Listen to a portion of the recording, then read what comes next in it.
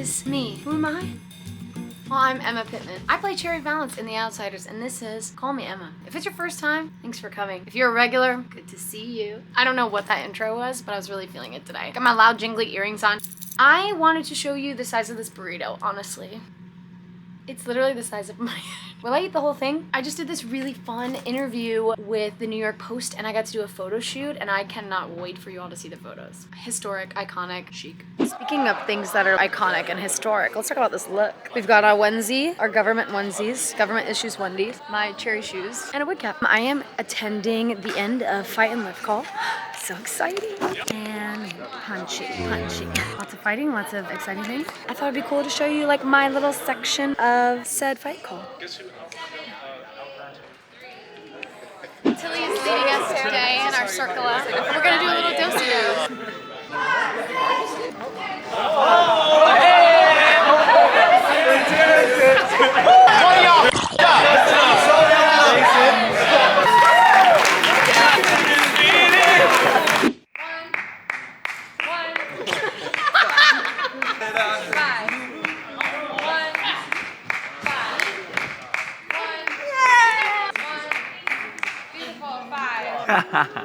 That ain't nothing. Don't look at her. Don't look at them. It's all about me. Thanks for watching. Thanks for hanging out with me at my little lift call moment. Maybe one of these days I'll come in really early and do my hair and makeup and I'll go down and I'll talk you through the whole thing and we can get it from the dance captain perspective or something. If I can get permission and everyone feels comfortable, you know. Okay, so today is a really special day because tonight is Kids Night on Broadway. If you're wondering what's that, don't worry. I'm literally about to tell you. After the show finishes, I'm gonna do a little speech about what Kids Night is. So Kids Night sent a speech with like all the information. Kids Night, Broadway cares. Everybody's always like, make it your own. So I've got my handy dandy cherry notebook and I'm going to rewrite said speech from my perspective in a more like hee ha ha Emma way. The big highlight about Kids Night is basically the Broadway League made this initiative that if a adult buys a ticket at a full price, they can bring a kid for free, which is amazing when you think about the prices of Broadway tickets, which are always astronomical. Trust me, we know. So it's so exciting to know that there are a bunch of kids out there tonight because of this initiative who are seeing maybe their first ever Broadway show. It's amazing. So I'm gonna get to say hi to them and I'm going to encourage them to get a sticker that says my first Broadway show, because if you ever see our show and it's your first time, they will give you a little sticker on your playbill and it's like special forever. I think it's so sweet. It's time to do this. I did it. I'm sharing this to share that I get so nervous to public speak. That's just something about me that I know, and that's why I keep doing it, because I know that it's my uncomfortable zone where I should be so that I don't not grow. And it's funny because I thought that as things keep happening, I would feel less and less anxious about it. Not yet, but it went super well. And I got to see 2 playbills with my first Broadway show sticker on it. And that was so exciting. Yeah, I just wanted to share that. Even we get nervous. I certainly do. I was sweating like crazy. My heart was racing. I had to do all these breathing exercises. I was like losing my mind. Made it through. 2 shows tomorrow. Here we go. Do me a favor and don't mind this or this, because that's not the point. What matters is it's such a beautiful day that I was like, let me open up my window because the weather is stunning. It's like a high of 70, a low in the evening in the 50s. So it's like a cool, warm summer day. And you just have to see what's going on outside. I believe their sashes say boats for women, but I'm obsessed. Hi everybody, I just wanted to come on here and share alongside the anxiety to public speak. I also just like sometimes get anxiety. I got to see Inside Out 2 and I loved watching that movie and being able to just see anxiety embodied as a feeling, because I think for me, sadness is very easy to like visualize as a feeling, happy as a feeling. Anxiety sometimes, because I know it can be triggered by something, as a strategy first person, I try to attack whatever the thought is first so I don't feel. It's still important to feel things. I just wanted to share that I'm a little anxious today because of what's happening in our world. It made me so happy to see those girls out there with the votes for women after the DNC declared Kamala Harris as the next elect for the president. And I have a lot of election anxiety, actually. As young people, especially with phones in our hands and like the internet at the touch of our fingers, it's overwhelming the amount of media we consume. It's hard to turn that off or to know when to turn that off. I'm struggling with a little anxiety today, so I'm gonna take some time to feel those feelings and also read some some fan mail. Here we go. I cannot make this up.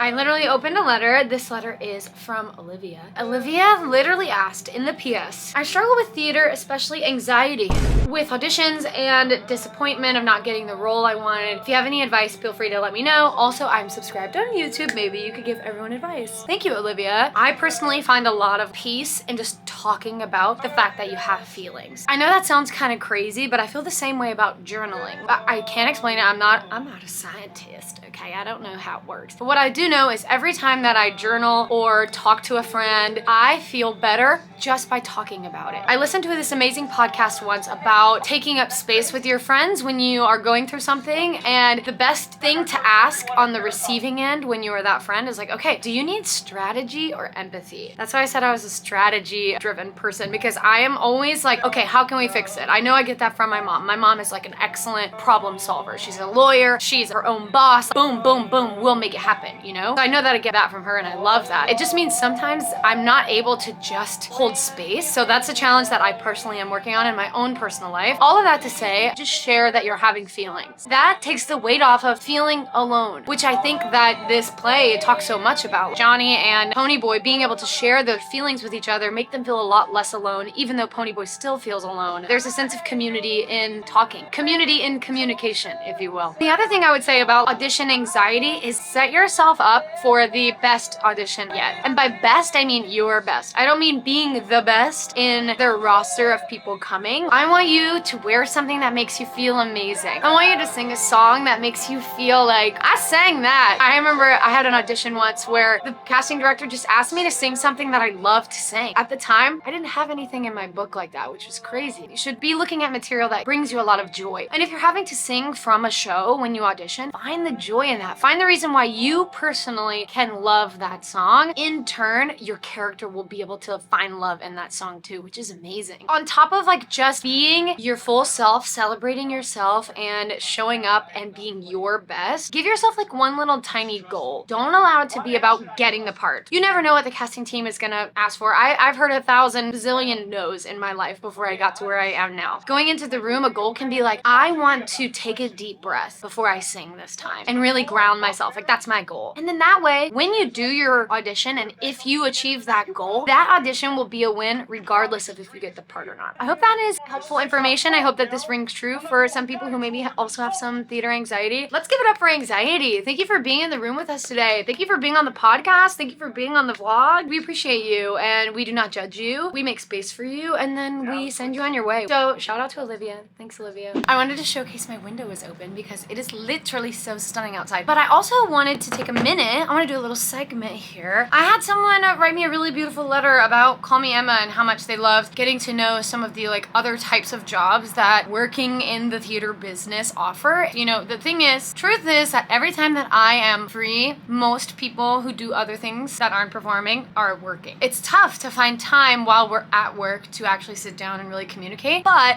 I'm hanging out with one of my friends, Cecilia, who is a swing audio person, and I'm gonna just ask her a couple of things about how she got here and what she does and any advice to anybody who might be interested in it. So you're coming with me. First of all, I'm sitting and just take a minute. Thank you, bananas. We love that, but oh. Hey, Cecilia.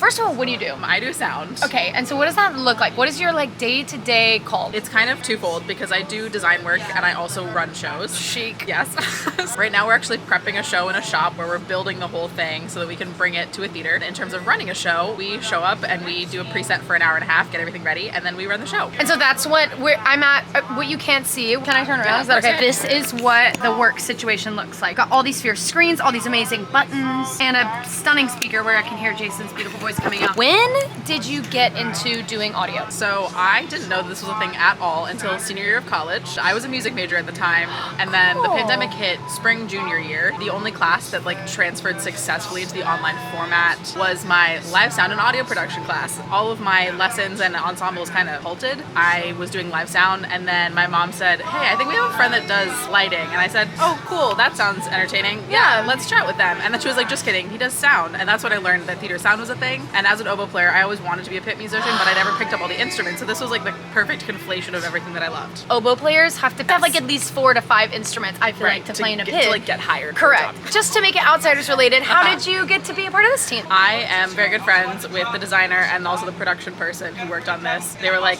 we need a sub. And I said, I love Heather, I love Joe. Please, yes, I'm happy to be here. Okay, so one soft piece of advice, if you will, if somebody's like thinking, oh wait, that could be kind of cool, how can I learn more about that? Honestly, if you are able to go to a show of any kind, whether Broadway, regional, anything, talk to the person who's at front of house mixing the show, and they will happily connect you to anybody that they know. All of us want to talk to everyone who is like interested in this. So, heck yeah! Thanks, Cecilia. Of course.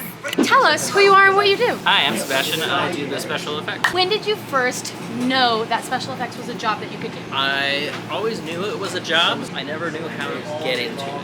And then in the summer of 2018, I stopped working my regular summer job, was looking for work, and someone called me because a friend of a friend of a friend couldn't do a pyro job, and I was free, and then I've been doing it since then.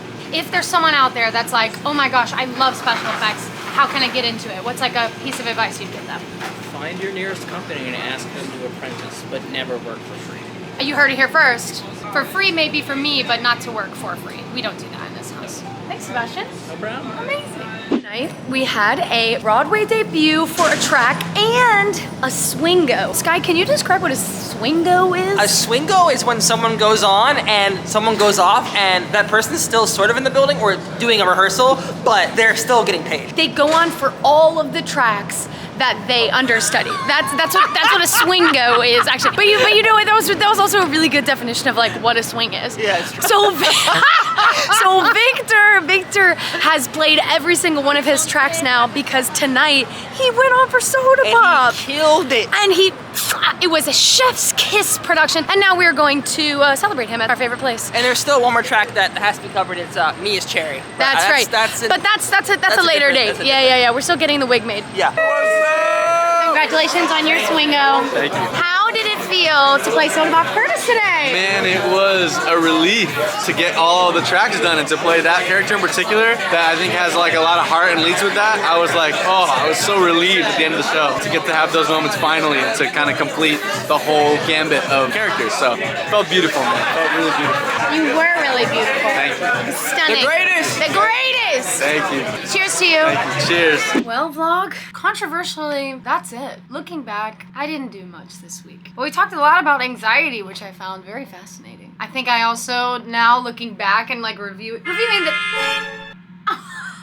It was a cat. That genuinely scared me. Looking back, I can tell that a lot of that anxiety was also because I was out of work and I was like forced to rest, and being out of work makes me anxious too. So we love it. But I'm so glad that we also got to talk to Cecilia and Sebastian, and if that's something that you like, please let me know, and let me know of any other jobs that you're super curious about, and I do have a couple more people up my sleeve, so not to worry. But as I said, sometimes it's really tough to make space for those interviews at work, so if we can know a little bit ahead of time, maybe I can set out some interview times outside of work so that you guys can get a little bit more inside scoop into all of the jobs that make Broadway a business. Thanks so much for hanging out with me, for making space for me and my big feelings, and I just wanted to say thank you for being a part of my community. It really means a lot to me. I love getting to see you all when you come to the show, when you come to the stage door, when you send me your gifts. I've been feeling very thankful lately because of the vlogs, so thanks for being here, everybody. And on that note, see you later. Till next time. Nani? Hey, it's us. Apparently they didn't win the fight. Yeah, we just have to be honest about Absolutely. it. We lost. Paul's pretty upset about it. But he's having some animal crackers. I guess I'll go have a snack too. So. Wait, Johnny's alive. It's all a ruse. And I'm coming for Jerry.